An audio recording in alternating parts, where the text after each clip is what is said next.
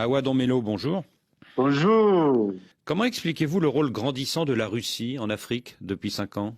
Il faut dire que l'histoire de la Russie avec l'Afrique a commencé par la lutte anticolonialiste. Et donc, ce CV-là pèse lourd dans les relations entre l'opinion publique africaine et puis la Russie. Et aujourd'hui, nous sommes à un carrefour où les peuples africains sont en train de lutter pour faire sauter les derniers liens qui unissent encore les anciennes puissances coloniales et puis l'Afrique.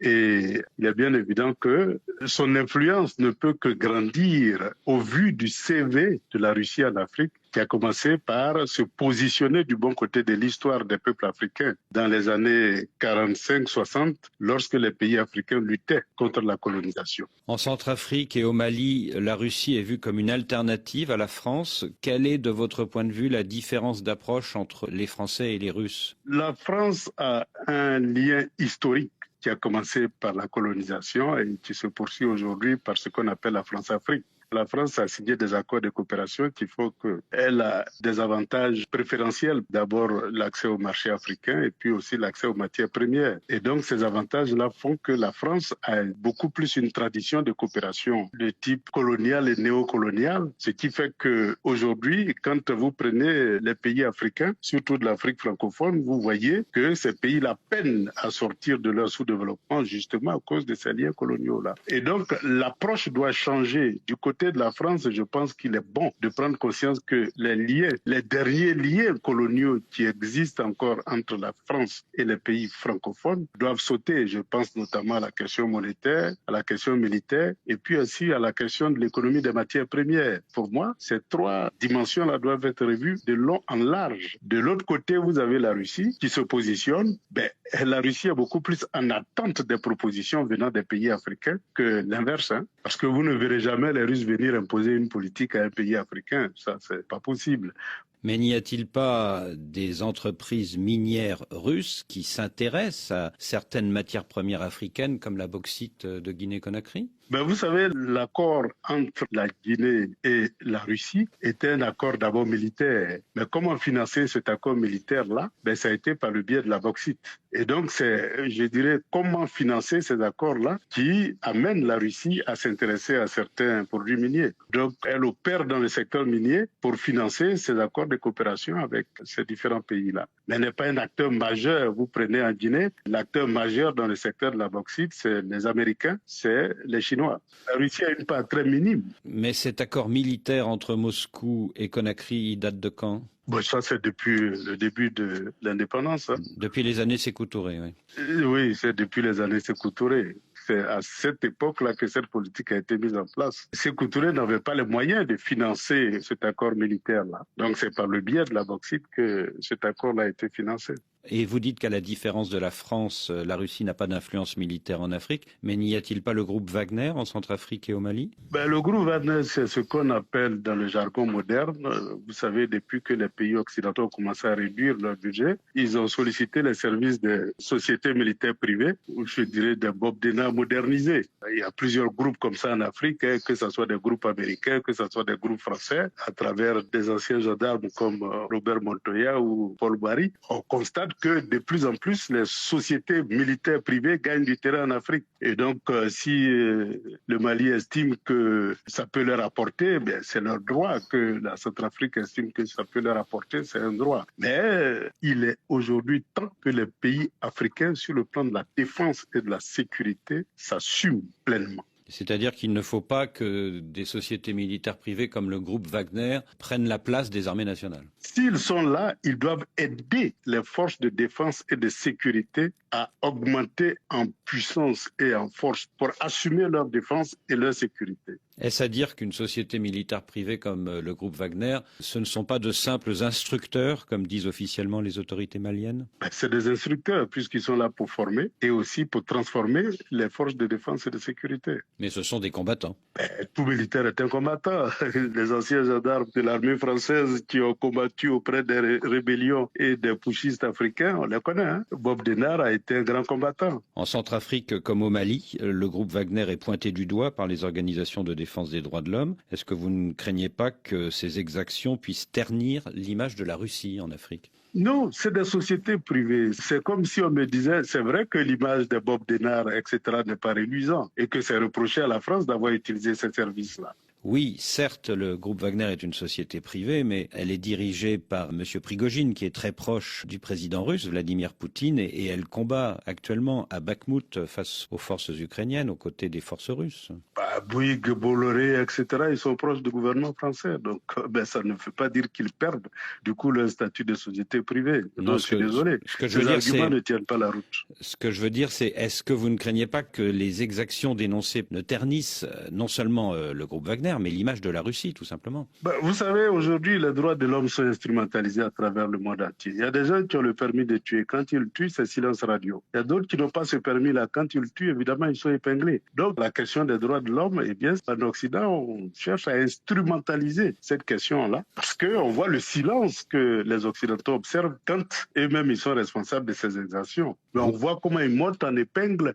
Moi, je me souviens du cas de la Côte d'Ivoire où on a accusé Laurent Gbagbo de tous les maux et on s'est rendu compte en fin de compte qu'il est innocent. Donc, je veux dire que cette instrumentalisation-là aussi a ses limites. Nous, en Afrique, on n'y croit plus, pour être franc. Dire que tel type a violé les droits de l'homme, tel autre ne l'a pas violé, on voit ce qui est dénoncé et ce qui est caché. Et donc, pour nous, la question des droits de l'homme, aujourd'hui, est devenue un instrument de politique des grandes puissances. Awa Domelo, depuis l'invasion de l'Ukraine par la Russie en février dernier, les Africains sont divisés. Est-ce que l'annexion officielle par la Russie de Vladimir Poutine de 4 provinces ukrainiennes, c'était le 30 septembre, n'a pas suscité beaucoup d'inquiétude chez les chefs d'État africains qui sont, comme vous le savez, très attachés à la souveraineté et aux frontières? Je crois que ça a soulevé beaucoup d'inquiétudes en Occident. Vous savez, souvent les Occidentaux cherchent à partager leur inquiétude avec nous, pays africains. Mais nous, en Afrique, on observe une certaine neutralité vis-à-vis de ce conflit-là. Lorsque vous prenez les provinces qui ont...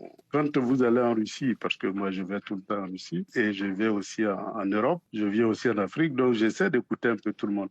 Les arguments qui sont avancés par les Russes ne sont pas les mêmes arguments que les Occidentaux avancent. Ils estiment qu'il y a eu des élections, ils estiment que les peuples ont le droit de s'autodéterminer, et ils estiment que s'ils s'autodéterminent pour s'allier à la Russie, c'est tout à fait normal que la Russie les accueille. Et donc pour eux, ils ont une autre vision. Oui, mais vous voyez bien, Awa Domelo, que le vote de certains pays africains a changé entre le mois de mars et le mois d'octobre, suite justement à l'annexion officielle de 4 provinces ukrainiennes par la Russie. Mais c'est leur droit. Chacun a sa grille de lecture. Il y a 2 principes dont il est question. D'abord, le droit des peuples à s'autodéterminer, ça c'est important, et l'intégrité des différents territoires, ça aussi c'est important.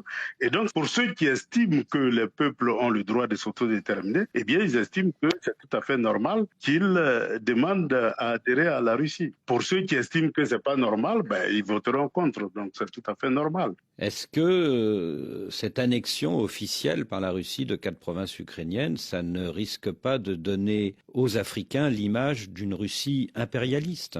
Non, pas du tout. La Russie a été anticolonisatrice.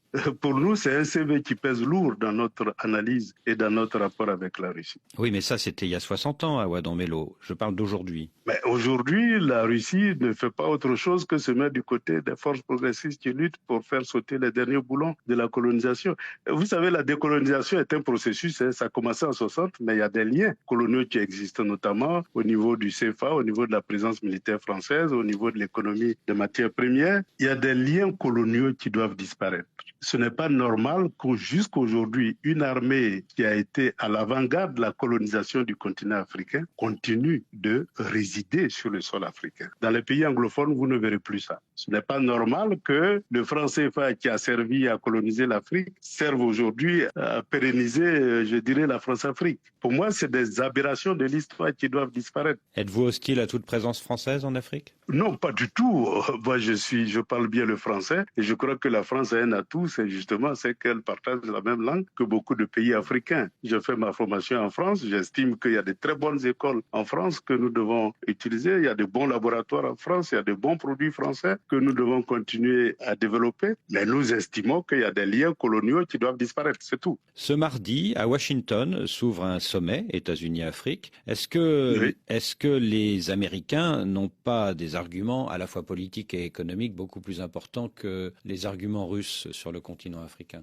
Ce qui est sûr, c'est que pour nous, c'est une situation qui, justement, favorise le continent africain. Voyez-vous, les États-Unis se réveillent brusquement pour proposer un sommet et pour faire encore des propositions. Eh bien, c'est bon à prendre. Et donc, nous avons une panoplie de propositions. Et je pense que c'est à l'Afrique de choisir le meilleur pour son continent. Et quand vous dites que les Américains se réveillent brusquement, voulez-vous dire que c'est à cause de la crise internationale provoquée par l'invasion de l'Ukraine par la Russie? On constate qu'il y a coïncidence et on constate que la position de l'Afrique a beaucoup gêné les Américains et les Occidentaux. Et je constate qu'on convoque les Africains justement pendant cette période de crise-là ukrainienne. Et donc, on va voir ce qui va sortir de là-bas. Alors, il y a eu un sommet Russie-Afrique, c'était à Sochi en 2019. Oui, Est-ce qu'il y aura un nouveau sommet Russie-Afrique en 2023?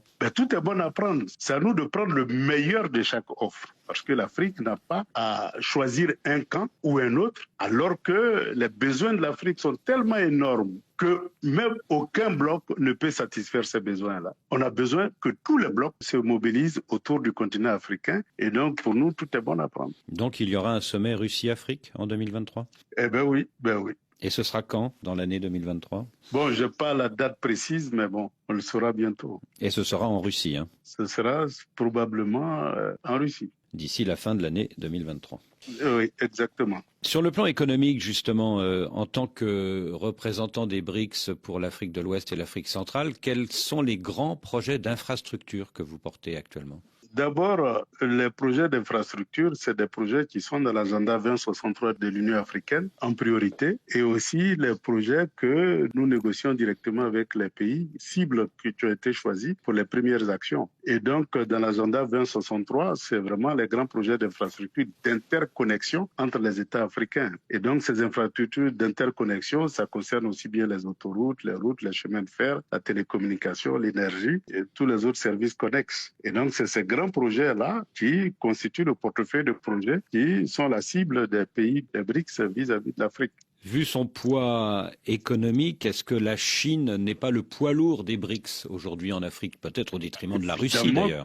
Évidemment que la Chine est le poids lourd, il n'y a pas de doute par rapport à ça. Et nous devons faire de telle sorte que tous les pays des BRICS augmentent leur intervention en Afrique pour qu'on puisse rattraper très vite notre retard en matière d'investissement en infrastructure et en industrie. On dit que les investissements russes en Afrique ne représentent que 1% de l'ensemble des investissements venus de l'étranger sur le continent africain. Est-ce que cela ne montre pas qu'en réalité, le poids économique de la Russie est très faible? Mais il faut comprendre un peu la logique russe. L'Union soviétique a eu pendant longtemps une politique d'autosuffisance, c'est-à-dire produire pour les besoins. C'est le slogan socialiste. Et donc, c'est avec Poutine qu'il y a eu un véritable patronat qui s'est développé, ce qu'en Occident on appelle des oligarques. Et donc, c'est maintenant que le patronat s'organise pour affronter le marché international. Donc, pour nous, ça devient une opportunité. Et donc, c'est tout à fait normal que le poids de la Russie soit faible. Mais notre souhait, c'est que ce poids-là augmente. Parce que je dis, les besoins de l'Afrique sont énormes. Et est-ce que la Russie n'a pas tendance à se cantonner en Afrique à deux domaines qui sont la sécurité et les matières premières? Mais c'est le domaine traditionnel. Aujourd'hui, pour nous, le plus important, c'est qu'on définisse une nouvelle politique et qu'on développe une nouvelle coopération avec la Russie pour que la Russie intervienne aussi dans d'autres secteurs qui puissent permettre à l'Afrique de combler son déficit. Awa Danmelo, merci.